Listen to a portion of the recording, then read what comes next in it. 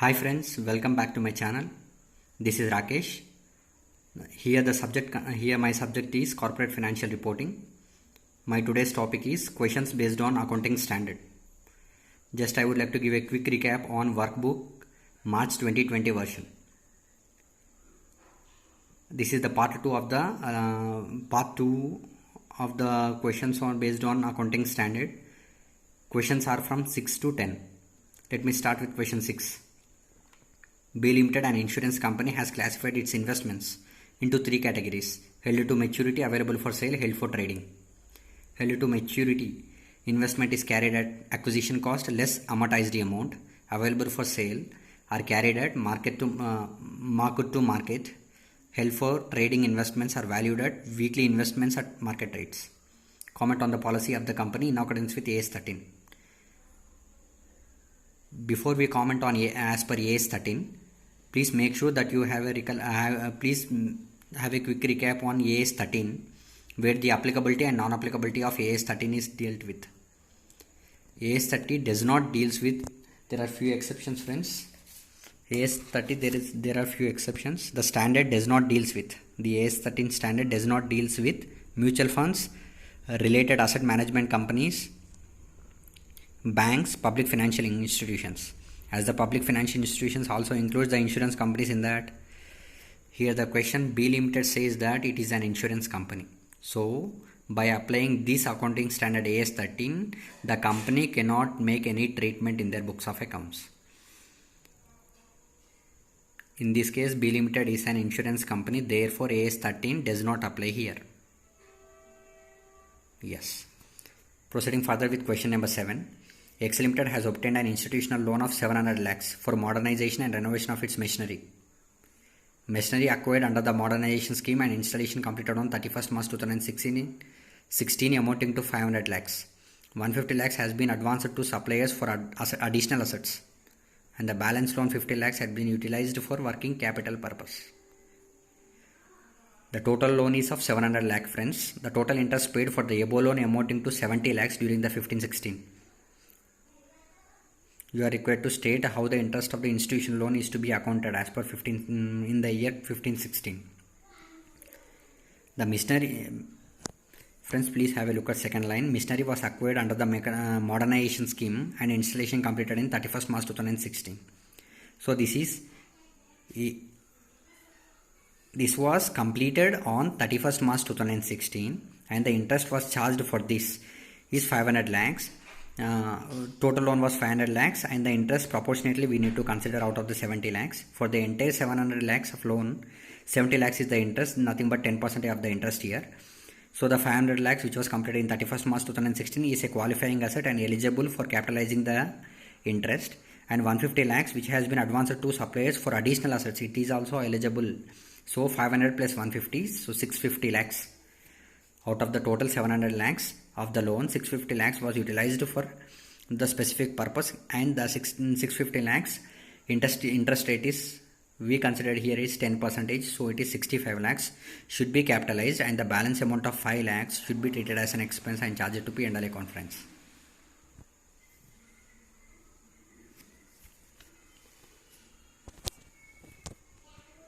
As per AS 16, state that the borrowing cost should be capitalized if the borrowing cost is directly attributable to acquisition, construction, and production of a qualifying asset. As it is a qualifying asset, we are capitalizing the expense of 65 lakhs. If it is not for qualifying asset, as in this case, the 5 lakhs is for working capital purpose and it is not for qualifying asset, then it should be treated as an expense and debited to P&L account. We have treated that as an expense, and the 5 lakhs is debited to the P&L account in this treatment by the X company. Here the X company need to treat the 5 lakhs and debited to the P&L account.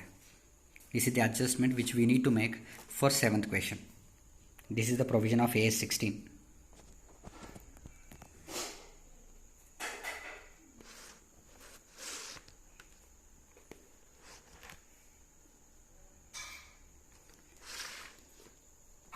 Question number 8. Sun Limited has taken a loan of US 10 lakhs on 1st April 2015 for a specific project at an interest rate of 10% per annum. The loan was taken of US 10 lakhs.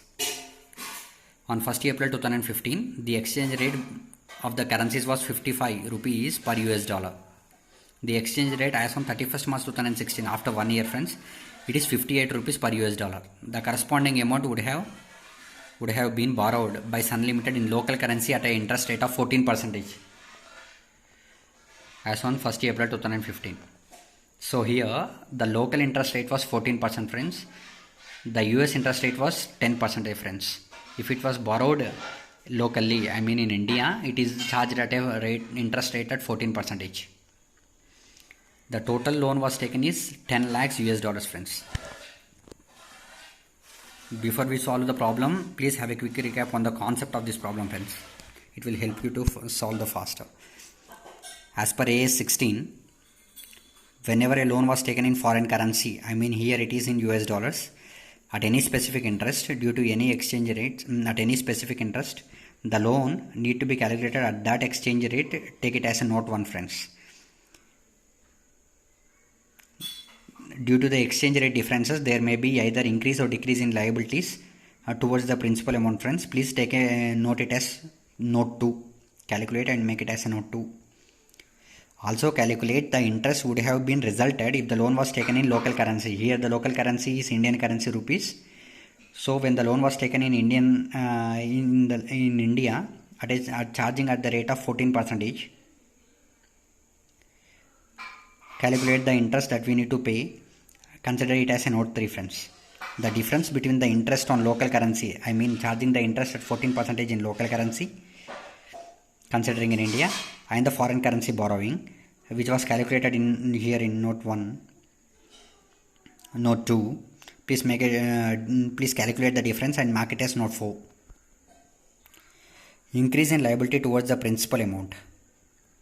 As we are calculating the increase in liability in note 2 friends, when the increase in liability towards the principal amount, to the extent of the difference was calculated in note 4, to that extent, which was the increase in liability was calculated in note 2, the increase in the difference was calculated in note 4, the increase in liability towards the principal amount to the extent of note 4, I mean to say to the extent of the difference, is only considered as borrowing cost.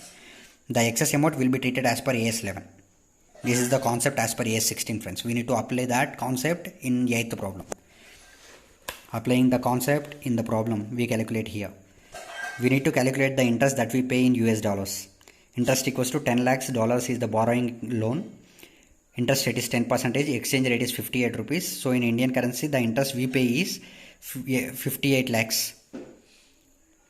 Increase in interest due to the exchange fluctuations, existing rate which was 55 earlier, as on the year ended 31st March 2016, it becomes 58. So the 58 minus 55, the 3 rupees of exchange loss into the 10 lakhs US dollars, that gives the 30 lakhs is an increase in interest due to the exchange rate fluctuation friends. Please make a note it as note 2. Calculate and keep it as note 2. Interest would have been resulted in Indian currency. If the loan was taken in Indian currency, the same US dollars 10 lakhs, exchange rate is 55, interest rate in India is 14%, so it would have resulted in the entire interest entire interest was in India in the local currency is 77 lakhs.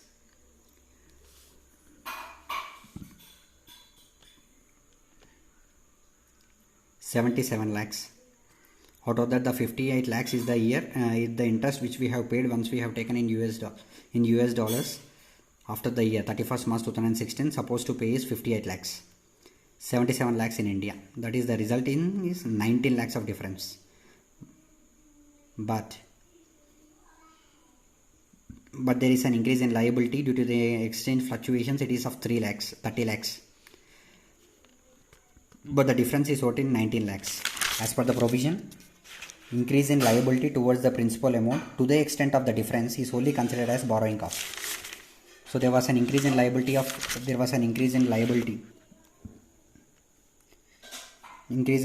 which we calculate here is 30 lakhs to the extent of the difference. The difference here we calculated is 19 lakhs. So the increase in liability to the extent of the difference, so the up to the 19 lakhs is considered as the borrowing cost as per AS 16. The remaining difference of 11 lakhs, 30 lakhs minus 19 lakhs, which we have considered as per AS 16, 11 lakhs is to be treated as per AS 11. That is the provision as per AS 16. By applying the concept, we calculate 11 lakhs should be treated as per AS 11, 19 lakhs should be treated as per AS 16.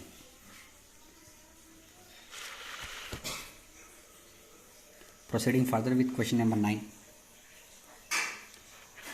10th May 2016, C Limited has obtained a loan from the bank for 10 crores to be utilized as under purchase of machinery 3.5 crores, construction of a factory shed 4 crores, working capital 2 crores, advance for purchase of vehicle 60 lakhs. In March 2016, the construction of a shed was completed and machinery installed. Delivery of truck was not received. Total interest charged by the bank for the year ended 31st March 2016 is 1.20 crores. Showed the treatment of interest as per AS 16.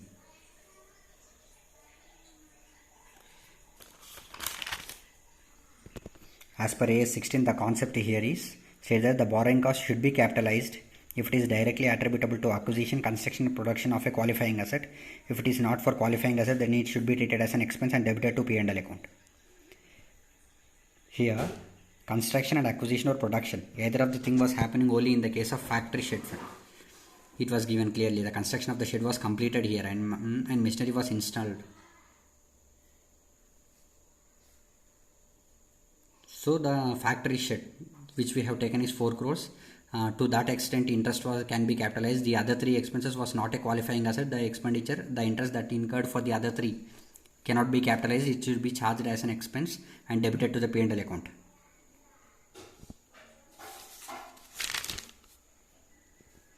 Construction of the factory shed is a qualifying asset, whereas the purchase of the machinery, working capital purpose and advance for purchase of the vehicle is not a qualifying asset. Borrowing cost of qualifying asset should only be capitalized and the remaining cost should be treated as an expense and debited to P&L account.